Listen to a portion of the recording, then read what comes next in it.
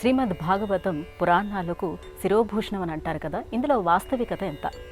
శ్రీమద్ భాగవతంలో ఉన్న కథలన్నీ కూడా మన ప్రవర్తన ఎలా మనం మెరుగుపరుచుకోవాలి, ఏం చేస్తే భగవంతుడి సాక్షాత్కారం మనకు అవుతుంది, ఉన్న స్థితి నుంచి ఉన్నత స్థితి వైపు మన ప్రయాణం ఎలా సాగాలి, ఏం చేస్తే ప్రకృతిని పర్యావరణాన్ని కాపాడుకోగలుగుతాం, పర్యావరణాన్ని కాపాడుకోవడంలో మనవంతు బాధ్యత ఎంత అనేవి ఈ భాగవత కథలు వివరిస్తాయి.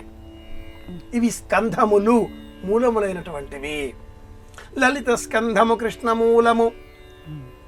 భాగవతం దశమ స్కంధం కృష్ణ చరిత్రను చెబుతుంది. ఇందులో రుద్రగీత, భిక్షుగీత అనేకం ఉన్నాయి.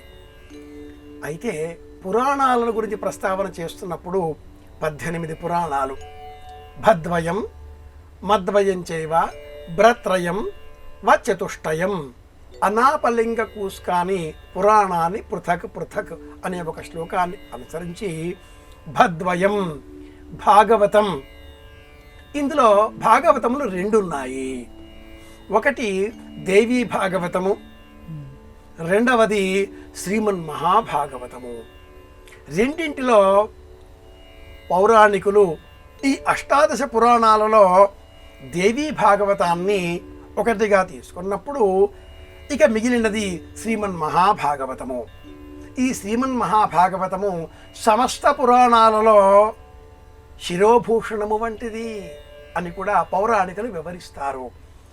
పురాణాలన్నీ కూడా అంటే విష్ణు పురాణం, విష్ణు ధర్మోత్తర పురాణం, భవిష్య పురాణం, బ్రహ్మాండ పురాణం, వామన పురాణం, అగ్ని, నారద, అన్ని పురాణాలు కూడా ఏదో ఒక దేవతాపరంగా కథనాలను ప్రస్తావన చేస్తూ విష్ణు పరంగా కానీ, శివ పరంగా కానీ, దేవీ పరంగా కానీ, గణేశ పరంగా కానీ, సూర్య పరంగా కానీ, కుమారస్వామి సుబ్రహ్మణ్య పరంగా కానీ ప్రస్తావనలు చేస్తూ ప్రత్యేకంగా ఈ దైవాన్ని ఆరాధించండి అంటూ మన ముందు ప్రస్తావించగా కేవలం మహాభాగవతమే ఏ దైవానికి ప్రాధాన్యత ఒకటి అని కాకుండా సమస్త దేవీ దేవతాకంగా ఉండేటటువంటి కథనాలను పొందుపరచుకొని బ్రహ్మాండంలో ఉండేటటువంటి మహాశక్తిని ప్రస్తావన చేస్తూ ఆ శక్తి నీలో ఉంది, గ్రహించు, గుర్తించు, జ్ఞానం పెంచుకో అనే ఆలోచన చేస్తుంది.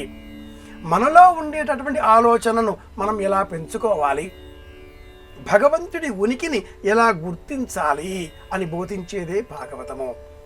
వ్యక్తిపరంగా ఉండేటటువంటి సంప్రదాయం రామాయణం, సమాజపరంగా ఉండేటటువంటి వికాసం భారతం, మనసులో అంతఃకరణముతో ఆత్మతో అనుబంధానం చేసుకుంటూ అనుసంధింపజేసుకుంటూ ఈ అనుబంధాన్ని ఎలా పెంచుకోవాలో బోధించేదే భాగవతం. కనుక ఈ భాగవతాన్ని శిరోభూషణం అంటారు వివేకులు.